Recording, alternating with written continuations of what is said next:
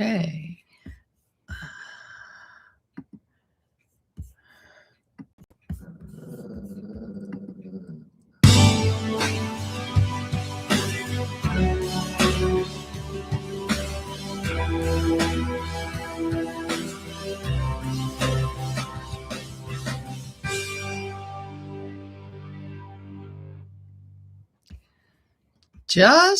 Just as I promised we would have the music today, and we did. Music courtesy of Beth.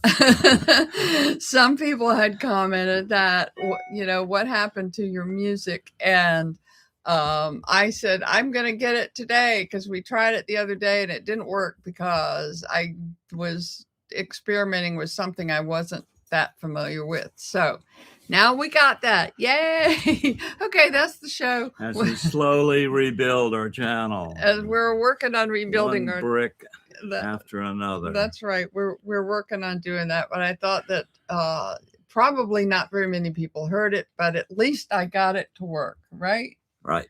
Yeah. Excellent. Before we actually begin with some other information, I felt like it would be remiss if we did not mention the fact that Michael Reagan died yesterday at the age of 80. It's hard for me to believe, Bill, that President Reagan's son was 80 years old. Gosh, but he did. And Michael Reagan was adopted by President Reagan, and he was a very strong supporter of his father always, and a very strong supporter of President Trump. And I don't really know exactly what the cause of death was, but cancer. I think, was it cancer? Yeah. Okay. He died of cancer at the age of 80. So, tribute to Michael Reagan. Thank you for all that you did. And thank you for being such a wonderful son. Not all of his children I would consider in that category as being. Well, I know nothing about any of his children. So, well, Ron, that's your category. Yeah. Well, they were not in agreement with their father's politics. And I think that Maureen was actually Nancy's child. I don't know. I don't want to get into all of that, but we have a lot going on. Again, it's just a plethora of information is coming out. Some of it was out, and then they suppressed it and they censored it and they covered it up. And now it's all coming out again because the censors are not as active. And one of the things that I have noticed recently is all of this stuff coming out about the Russia collusion delusion and the fact that Tulsi Gabbard put out all of this information, intelligence information about the fact that, they did all of these things. They on purpose made it look like President Trump was in collusion with the Russians. Of course, we know he wasn't. But, Bill, some of this information that's coming out, I've been saying for years. But what about the Podesta emails? Because when those emails, if you remember, were first leaked, that showed the Russia collusion delusion. And then suddenly all of that stuff became censored and all of those things, they disappeared. Julian Assange leaked out all of those emails. And I kept saying, what about the Podesta emails? Because they just somehow disappeared. And that showed that it was Hillary Clinton who was the decider to go for the Russian delusion thing of the various options that they had on their illicit table. That's right. And I would specifically remember an email that she sent to John Podesta, who was what became the chief of staff, but he was at that time, I believe he was her campaign manager, but they were working on the campaign. At any rate, she said to him, let's go with the Russia thing. And that was exactly what, let's go. I like the Russia thing. And it was like, that was the Russia thing, was the Russia collusion delusion that they cooked up, that they created, that, now we know, of course, that Obama and Democratic media picked up on and tried to push it as the truth. And, so people were split right down the middle as far as what's true and what's false. And and of course it was proven absolutely proven that their computer was not hacked and the information was not received from a hack, because the download or upload speeds. Right. Which was it? That Download, was upload. That was Bill Benny's contribution. He Right. proved that that was not possible. That was too fast and it had to be on thumb drive. And of course, we all know that Seth Rich lost his life in a burglary where they didn't steal anything. So a commenter says, do you know anything about QFS? I don't even know what that is. No, I don't. Okay. But we don't. But I want to get back to this thing, because Julian Assange was asked outright if Seth Rich gave him the thumb. It was a thumb drive, right? Right. The flash drive, thumb drive, whatever it was. And his answer gave it away, of course. He said he would never reveal a source. And he said, even one that is no longer living. And then he said, there is a young man named Seth Rich who lost his life. But then that was all he said. He didn't actually say that Seth Rich was his source, but he kind of said it without saying it. Yeah, now I'm remembering what happened. He gave the thumb drive to a British associate of Julian Assange in a restaurant in Washington. And then as he was walking back home, they blew him away. Yes. And then, of course, but there's a couple of other things that I remember about that. Sean Hannity swore that he was going to investigate this, that it was going to be, he had investigators, of course, as any news show does. And then all of a sudden, and he was going to get to the bottom of it. He wasn't going to stop until he found it. And then suddenly he wasn't doing any more investigating. And he said that the family of Seth Rich had asked him not to look into this any further. And that's right. And you have to wonder, and I mean, it doesn't take a genius to figure it out. But I'm telling you, if one of my siblings or one of my children was murdered, I would want that investigation. So you have to kind of wonder if they were told to be quiet or paid off to be quiet. I don't know what happened with that, but I do remember Hannity was going to get to the bottom of it. He wasn't going to let it go. And then all of a sudden it just disappeared. But all of a sudden, all of these emails are coming back into play. The Podesta emails, Hillary Clinton stuff, all of the information on the Russia collusion delusion. And I've said this before, I'll say it again. Anybody needs, the reason that I tell people to watch The Plot Against the President, featuring Devin Nunes, Kash Patel, Johnny Ratcliffe, and others, is because they don't, it's not a slideshow of all the documentation, but they have all the documentation, because otherwise they wouldn't have been able to write the book and make the movie. And so all of that information was known, was researched, was available, and sat, because we did not have a Department of Justice that would do anything with it. Right. And it makes me sick when I watch that movie. I know they knew everything. They knew all of this stuff. And it took Tulsi Gabbard to bring it out. Now, the next step, of course, is we have to see some arrests. We have to see some people going to jail. Tulsi Gabbard laid out all of this information, right, at the time. But I still say, where are the Podesta emails? We read them. I saw them. They were there, and they all disappeared. And I don't know how they did that. The commenter says, are we on our way to a monetary resort this year? Maybe you mistyped a word. I don't understand what you're talking about. Monetary reform? Monetary? No, it's not close enough to resort for me. Okay. But anyway, keep on going. If they have anything to clarify, they'll type it in. Yeah. Okay. And speaking of fraud and misleading, it's just exploding everywhere. I found this to be just amazing information.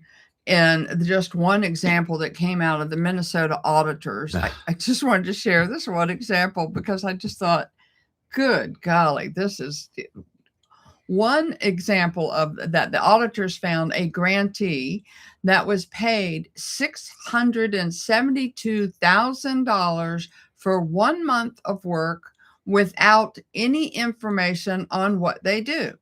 And the audit says the grant manager who paid it then left the DHS. So this is a grant manager working for the DHS who authorized the $672,000 for 1 month for somebody without any paper trail of what they do, who they are.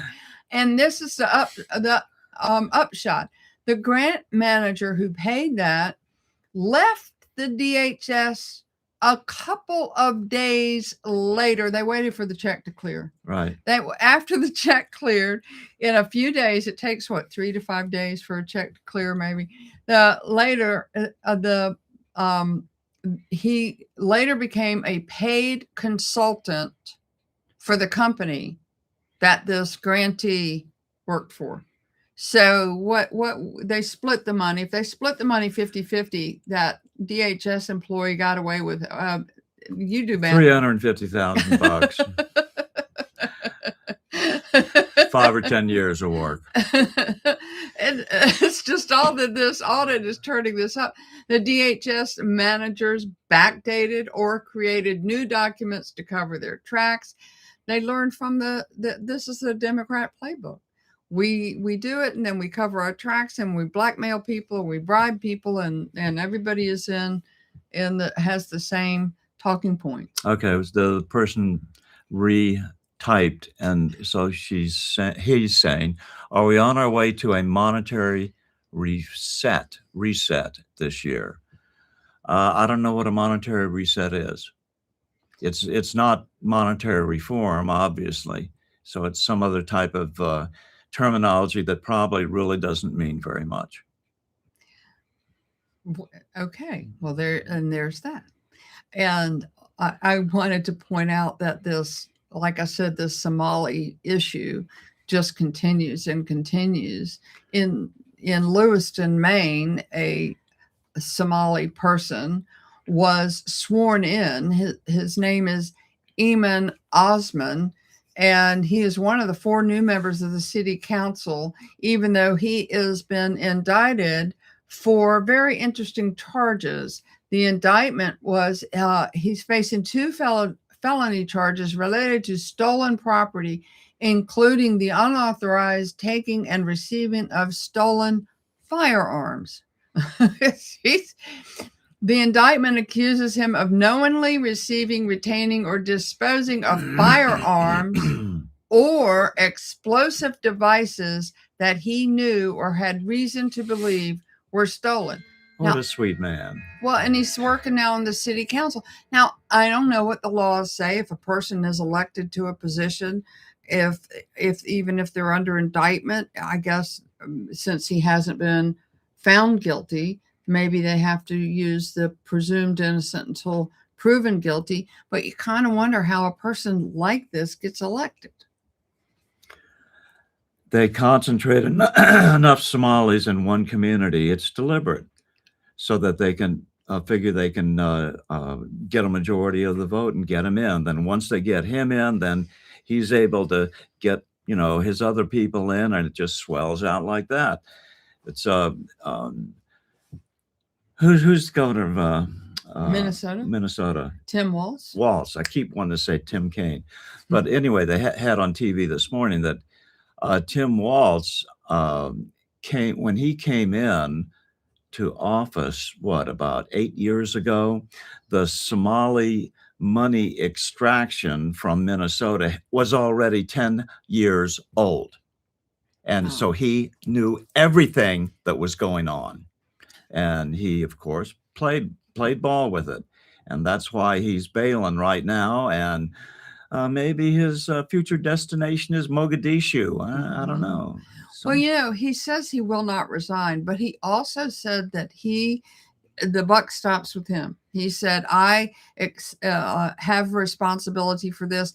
And so he's not saying that it didn't happen. Now he's saying the buck stops with him. So he better be careful what he says from now on. He might be giving away something he doesn't mean to be giving away. But people have been calling for him to resign. He will not resign, but he is not running for re-election. He's also a proven liar, so he'll do whatever is expeditious at the time. He could resign tomorrow, and what are they going to do? Oh, you said yesterday you weren't going to. No, he does what he wants. So No immigrant should be eligible for public office or military, says wonky something or another. Yeah, and good idea. It is a good idea, and we've seen why in the military, because we have had people who have turned their guns on our and killed some of our soldiers. I mean, and that's Fort Hood is a perfect example of that. I'm sorry to say. Very good. You know, boy, you've got a heck of a memory. Even if I remembered the incident roughly, I wouldn't remember Fort Hood. That's wonderful. Well, and of course, we have the Venezuela situation that is basically continuing. But one of the things is a lot of people are on the other side are trying to excuse it. Are trying to say that they shouldn't have gotten rid of Maduro. What a joke. It is a joke. Here they were screaming to get rid of Maduro. Trump hasn't gotten rid of Maduro. Trump gets rid of Maduro. Oh, that was very bad. That's exactly right. And that's why people like John Fetterman are saying, what are you guys saying? They said, Biden put a $25 million bounty on the guy's head, and now Trump gets rid of him, and you're upset with Trump for doing what Biden wanted to do and didn't. So Fetterman's assets are primarily trust funds for his children. Right. Okay. So he's worth about $1.5 million. Okay. So he's got enough, and he's not greedy. Yeah. Okay. According to the Heritage Senior Fellow Mike Gonzalez, the Venezuelan cartel that was headed by Maduro's plan was to spend money and to train and abet a political dissent in this country.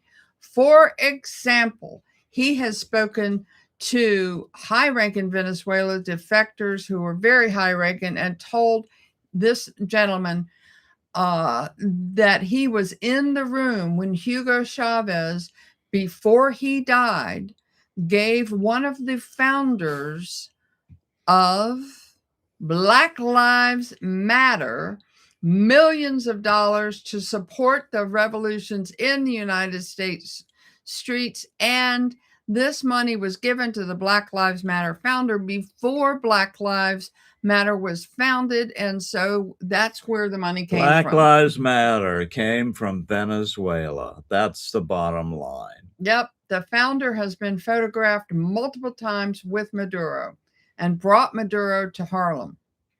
So all of this stuff, it's just all of these piles of money being paid for this over here, being paid for that over there, and going to this over here.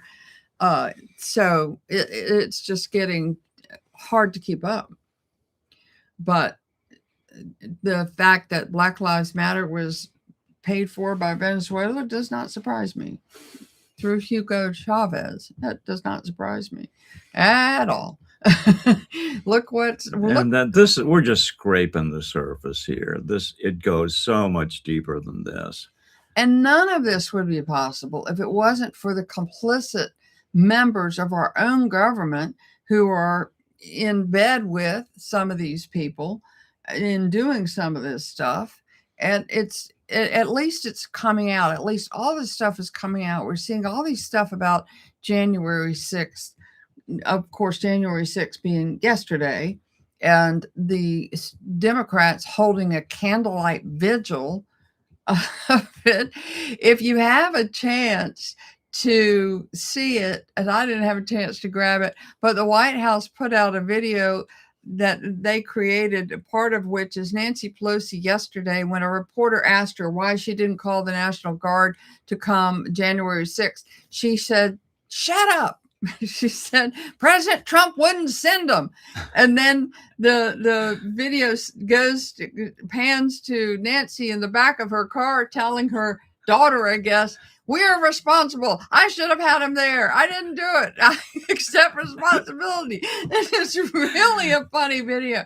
It is all over X and Truth Social or whatever. And then they pan to other people saying, she was the one. You only need a memory as deep as that of a flea to remember something like that. I mean, even I can remember something like that. Yeah. Okay, so this person is asking if I believe the dollar will be replaced with some other monetary form this year. And I say no.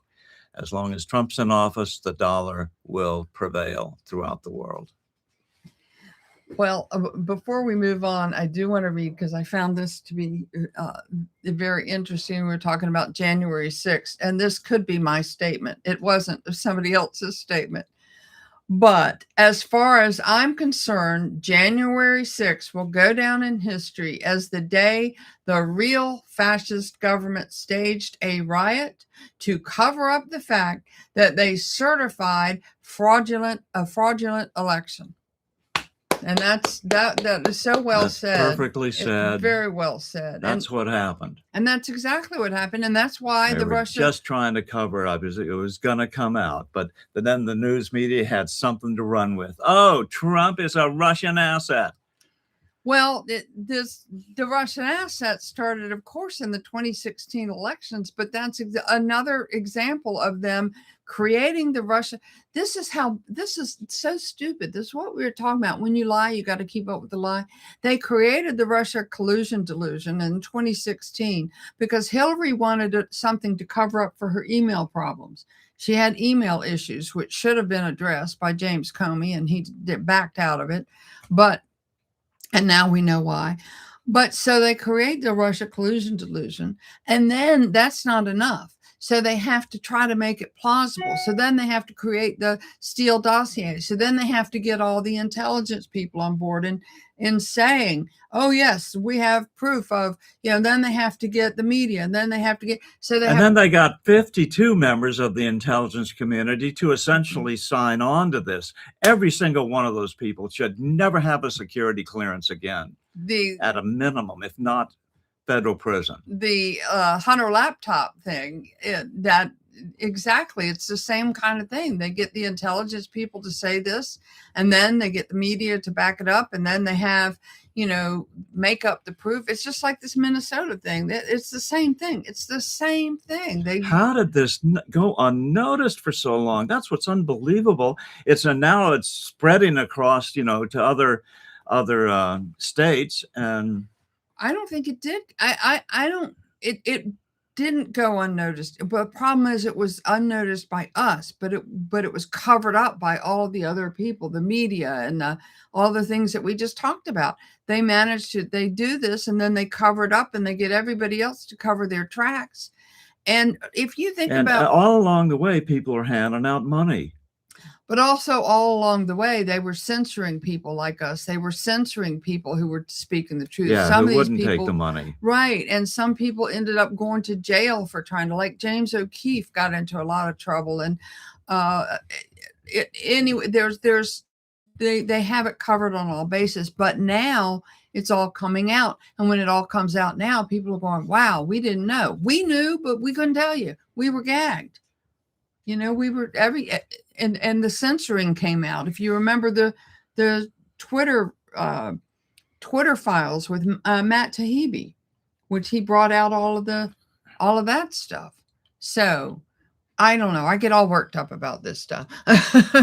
But the other thing that people we got bumped off of YouTube for 3 years. That's right. We've now been back on YouTube for a little over 1 year, and still they have not restored our monetization. So yes, we can talk to you, but we can't get paid for it.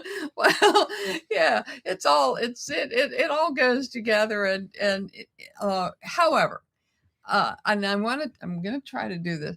The 2020 elections have also exploded with all the information coming out of Georgia and all this President Trump, who has been tweeting out all of these testimonies, as we said yesterday, people talking about what happened. Now it's coming out more in the open, and more people are seeing it. And I'm going to try to play a clip. I can quote his words, but I would rather you hear him. Tommy Tuberville, who's one of my favorite senators. He's a senator from Alabama. They sometimes still call him coach because he was a coach of Auburn, and he won. I looked up his stats. He won 159 and lost 99 games in his career. Wow. And that's a pretty good stat, he had at least one undefeated season. So bear with me while we try it. I'm new at this, but I really want you to. I love his voice too. I have to admit, I love. Keeper of odd information. What a wife.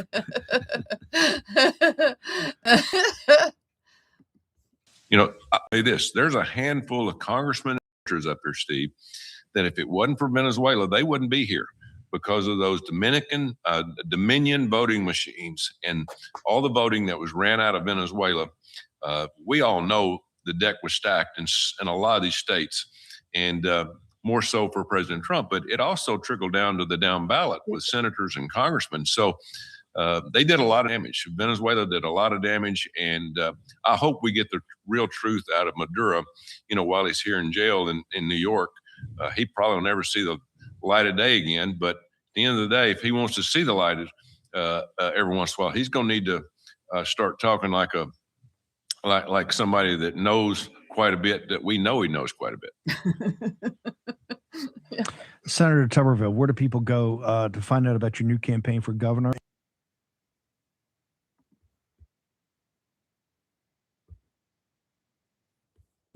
Okay. I wanted to get that last part in because I did not know he was running for governor, but he's running for governor of Alabama. So you should be proud of me. I managed to I am. Gosh, what can I say? No, but You've come from nothing to twice times me. But I wanted to key on what he said, because what he said was the fact that there are, and we have said this, there are sitting House members and senators who wouldn't have their seats had it not been for the cheating of Venezuela and putting them in office. And that's where the money came from. That's, of course, there were probably other avenues too, but that's probably the main one, and probably the one least recognized until now. A handful of congressmen. Smash that like button. Somebody says that we are buffering. Oh. Was that something I ate this morning? No. Apparently it's the internet connection is Do you believe war is a racket like Smedley Butler? I don't know. That's a stupid question. I'm sorry. Ask a question that's relevant. Well, I wanted to key in on this quote where he says, "I'll say this, there's a handful of congressmen and senators up here that if it wasn't for Venezuela, they wouldn't be here." And doesn't that just make you angry? Yes. Gah. But I also, the other quote that I was keying. I use aspirin. I don't use buffering. Yeah. The other quote, we can't, I apologize for the buffering, but we can't do anything about it at this end at this point. I want to key in on the quote where he said, it was almost like a threat to Maduro, where he said, "I hope he spills the information that we know he has." And he knows we know it. That he is expecting Maduro to go, they already know I have this. It could be in bigger trouble. I don't know, but I greatly appreciated that. From him. And speaking of Venezuela, President Trump put this out, and